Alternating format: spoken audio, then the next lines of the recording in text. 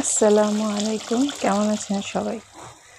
আজকে রেসিপি হচ্ছে হাঁসের মাংস ভুনা।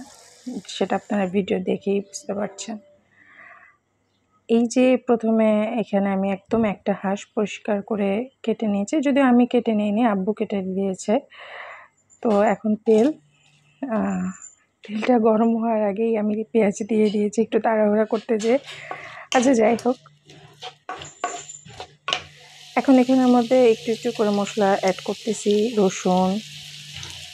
রসুন বাটা, আদা বাটা, তারপর গরম মশলা,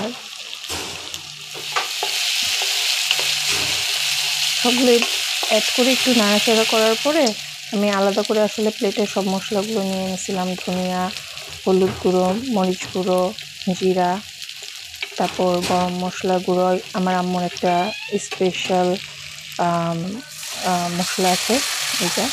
তো সবগুলো দিয়ে একটু পানি অ্যাড করে কষানোর জন্য, মশলাটা ভালো করে কষাবো, এই জন্য একটু পানি অ্যাড করে নিলাম আর কি।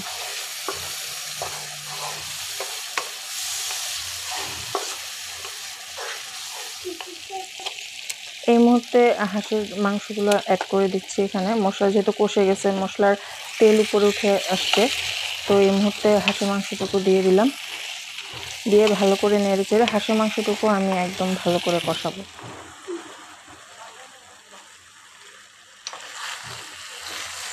তো প্রথমে কোনো পানি অ্যাড করব না।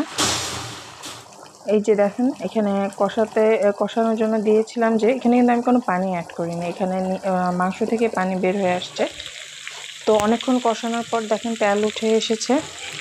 তো যেহেতু তেল উঠে এসেছে, অনেক ভালো করে কষানো হয়েছে, বেশ কয়েকবার অনেক ভালো করে কষাইছি। এখন এই মুহূর্তে আমি একটু ঝোল অ্যাড করব।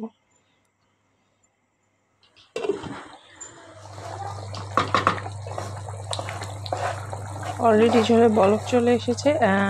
যারা যতটুকু পরিমাণ ঝোল রাখতে চান সেভাবে সেই পরিমাণ বুঝে নামাবেন।